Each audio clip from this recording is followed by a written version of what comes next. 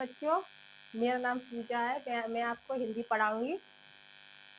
Tenth class की हिंदी है। अब ये चैप्टरों के नाम है।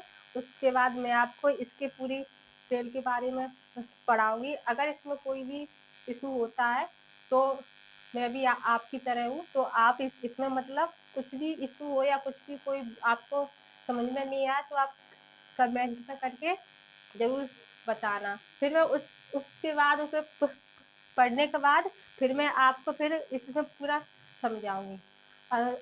पहले ये टेंथ का पूरा सिलेबस है। पहला चैप्टर है आचार्य रामचंद्र शुक्ल का। फिर दूसरा है जयशंकर प्रसाद का। तीसरा है डॉक्टर राजेंद्र प्रसाद का। चौथा है डॉक्टर भगवत शरण उपाध्याय का। पांचवा है पद्मलाल पुन्नालाल बख्शी का। ठीक है। और फिर छठवां है रामधारी सिंह दिनकर का। सातवां है जयप्रकाश भारती का।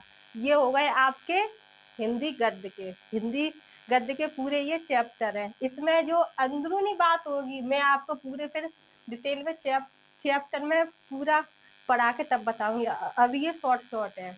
इसके बाद फिर आपको ये आ गया काव्य।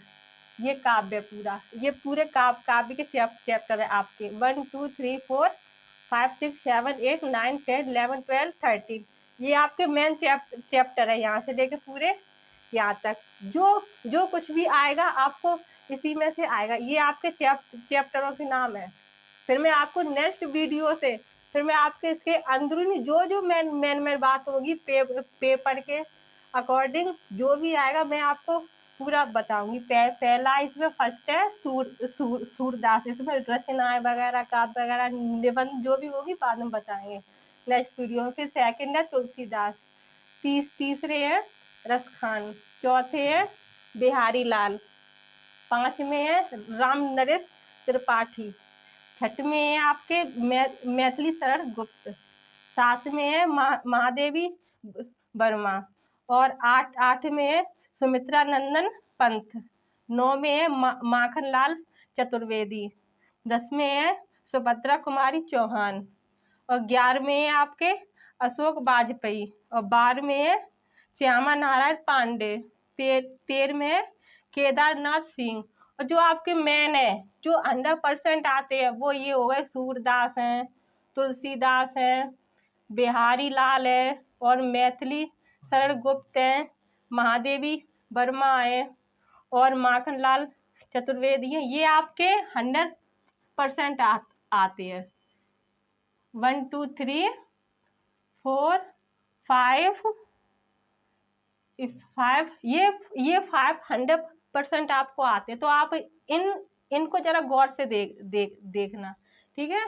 और जो आपके जो संस्कृति है वो मैं अभी पढ़ाती थी। हमने बंद करी है बच्चों। अभी इसके आगे आपकी संस्कृत। पहले थी हिंदी गद्य, फिर थी काव्य, अब ये आपकी संस्कृत। इसमें पहला पाठ है वाराणसी। पहला पाठ क्या है? वाराणसी। दूसरा इसमें लेसन है देशभक्त चंद्रशेखर। दूसरा कौन सा है? देशभक्त चंद्रशेखर। तीसरा है इसमें भारतीय संस्कृति। और आपका चौथा इसमें वीर पूज्यते। चौथा कौन सा है? वीर पूज्यते। और इसमें पांचवा है आपका आरूढ़ी श्वेत केतु संवाद। आरूढ़ी श्वेत केतु संवाद। इसमें छठवा है जीवन सूत्राणी। छठवा कौन सा है आपका? जीवन सूत्राणी। सातवां है आपका पूर्वोत्तो ग्रामीण। सातवां कौन सा है? पूर्वोत्तो ग्रामीण। आठवां है केन किम वर्धते। और आपका नौवां है अन्योक्ति विलास। ये आपके पूरे हो गए संस्कृत के। यहाँ से लेके आपको यहाँ तक ये तो आपके मेन है ही है सब। ये आपको मेन है। अभी मैं आपको इसकी हेडिंग बता रही हूँ ओनली पार्ट। फिर मैं आपको नेक्स्ट वीडियो से इसके अंदरूनी जानकारी दूंगी पूरी। क्या क्या आता है क्या क्या नहीं आता है आपको इसके बारे में बताऊंगी। फिर आ गई आपको ये संस्कृत व्याकरण, ये भी आपकी मेन है, संस्कृत व्याकरण ये, ठीक है। इसमें आपके आए शब्द रूप, शब्द शब्द रूप में सर्वनाम शब्द जैसे तद्भव है, युष्मद है, ये सब। और फिर आपका है पत्र लेखन, फिर ये इसी इसी में ये संस्कृत व्याकरण में। फिर आपका ये है निबंध, ठीक है। और फिर उसके बाद है आपका खंड काव्य, ये आपके संस्कृत व्याकरण में ये ही है आपके, यहाँ से लेके पूरे यहाँ तक ये आपके हो गए संस्कृत व्याकरण में। और ये आ गए आपके खंड काव्य।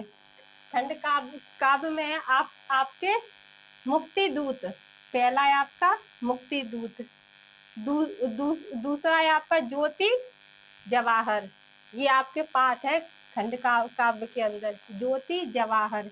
तीसरा है अग्र पूजा, चौथा है मेवाड़ मुकुट, और आपका पांचवा है जय सुबस, छठवां है आपका मातृभूमि के लिए, और सातवां है आपका कर्ण, और आठवां है कर्मवीर भरत, और आपका नौवां है तुमुल।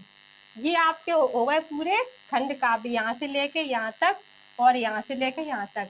पहले मैंने आपको पहले हिंदी काव्य बताई थी, उसके बाद गद्य बताई, फिर काव्य बताई, जो और जो आपके काव्य में थी ना, जो मैंने 5 वे आपको वो लेसन बताए थे, वो आपको 100% मैंने 100%। और उसके बाद जो आपके बचे खुचे थे वो मतलब उसमें आप मतलब मेन पॉइंट आपको बता देंगे उसमें।